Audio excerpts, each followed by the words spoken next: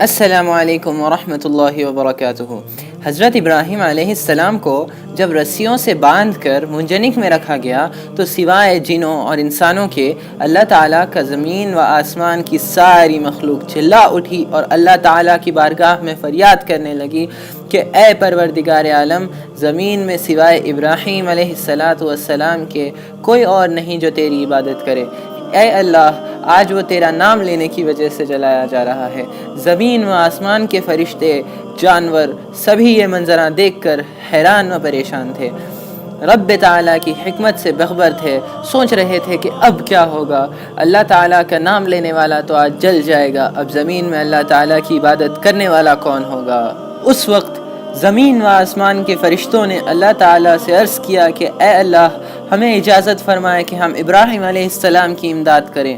اللہ تعالیٰ نے انہیں اجازت دی، فرمایا کہ وہ اگر تم سے امداد حاصل کرنا چاہتے ہیں تو تم ان کی امداد کرو، اور اگر وہ میرے علاوہ کسی اور سے مدد نہیں حاصل کرنا چاہتے تو میں انہیں زیادہ جانتا ہوں، میں ان کا ولی ہوں اور میں ان کا معبود ہوں، میرے بغیر ان کا کوئی معبود نہیں۔ حضرت ابراہیم علیہ السلام کے پاس ہواؤں پر مقرر فرشتہ آیا، اور وہ فرشتہ بھی حاضر ہوا جو پانیوں پر مقرر تھا۔ ان دونوں نے عرض کیا کہ اے ابراہیم علیہ السلام، ہمیں اجازت فرمائیے کہ ہم آگ کو ختم کر دیں۔ ابراہیم علیہ السلام نے فرمایا مجھے تمہارے مدد کی کوئی ضرورت نہیں، میرے اللہ مجھے کافی ہیں اور وہی میرا حال بہتر جانتے ہیں۔ پھر حضرت ابراہیم علیہ السلام کے پاس جبرائیل علیہ السلام آئے اور عرض کیا کہ اے ابراہیم علیہ السلام، اگر آپ کو میرے امداد کی ضرورت ہو تو میں آپ کی امداد کر دوں۔ ابراہیم علیہ السلام نے فرمایا مجھے تمہارے مدد کی کوئی ضرورت نہیں۔ تو پھر جبرائیل علیہ السلام نے کہا کہ اچھا تو پھر اپنے رب تعالیٰ سے ہی سوال کر لیں۔ تو حضرت ابراہیم علیہ السلام نے فرمایا کہ وہ میرا حال بہتر جانتا ہے، مجھے سوال کے علاوہ ہی مجھے کافی ہے۔ اور اس وقت جب اللہ تعالیٰ کی ساری مخلوق حضرت ابراہیم علیہ السلام کے لیے دعا کر رہی تھی، چھپکلی اس میں پھونک مار رہی تھی، اس لیے حضور نبی اکرم صلی اللہ علیہ وسلم نے چھپکلی کو قتل کرنے کا حکم دیا اور کہا کہ اس کو ایک وار میں قتل کرنا زیادہ ثواب ہے بجائے 2 یا 3 وار میں قتل کرنے۔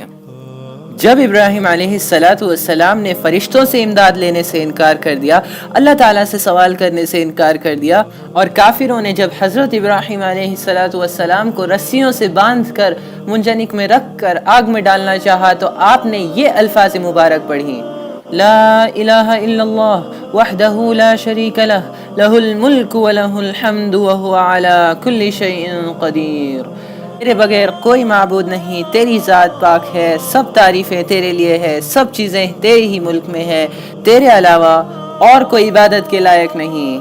جب کافروں نے آپ کو آگ میں پھینک دیا تو اللہ تعالیٰ نے آگ کو فرمایا قُلْنَا يَا نَارُ كُونِي بَرْدًا وَسَلَامًا عَلَىٰ إِبْرَاهِيمَ، اے آگ ابراہیم علیہ السلام پر ٹھنڈی ہو جاؤ اور سلامتی کے ساتھ رہو۔ یہ ہمیں سورہ انبیاء آیت 69 میں پتہ چلتا ہے۔ اللہ تعالیٰ نے آگ کو ٹھنڈی ہو جانے کے ساتھ ساتھ سلامتی کا بھی حکم دیا تاکہ ابراہیم علیہ السلام کو کسی قسم کا بھی نقصان نہ ہو۔ مسند احمد میں حضرت علی رضی اللہ تعالیٰ عنہ کا ارشاد ہے کہ اگر اللہ تعالیٰ نے آگ کو سلامتی کا حکم نہ دیا ہوتا تو آگ اتنی ٹھنڈی ہو جاتی کہ آپ کا سردی سے وصال ہو جاتا۔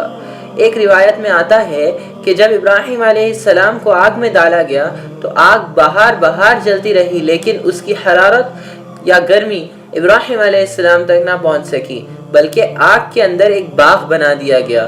یعنی جب آپ کو آگ میں ڈالا گیا تو فرشتوں نے آپ کو پہلوں سے پکڑ کر ایک جگہ زمین میں بٹھا دیا جہاں ایک میٹھے پانی کا چشمہ اور ارد گرد گلاب، نرگس اور چمبلی کے پودے اور پھول اپنے حسین و جمیل منظر پیش کر رہے تھے۔ آگ نے صرف ان رسیوں کو جلایا جس سے آپ کو باندھا گیا، اور ان کے جلانے سے بھی آپ کو کسی قسم کا کوئی درد نہیں ہوا۔ خیال رہے کہ جب حضرت ابراہیم علیہ السلام کی آگ کو ٹھنڈی ہونے کا حکم دیا گیا، اس وقت دنیا میں کوئی ایسی آگ نہ تھی جو بجھ نہ گئی ہو، یعنی دنیا کی تمام آگیں ایک مرتبہ بجھ گئی تھی۔ یا اللہ میرے عزت کے لیے یہی کافی ہے کہ میں آپ کا بندہ ہوں، یا اللہ میرے فخر کے لیے یہی کافی ہے کہ آپ میرے پروردگار ہیں، یا اللہ آپ ویسے ہی ہے جیسا میں چاہتا ہوں، بس مجھے ویسا بنا دیجئے جیسا آپ چاہتے ہیں۔ اللہ تعالیٰ ہمارے چھوٹے اور بڑے سبھی گناہوں کو معاف فرمائے۔ پارٹ 5 دیکھنا نہ بھولیں۔ السلام علیکم ورحمۃ اللہ وبرکاتہ۔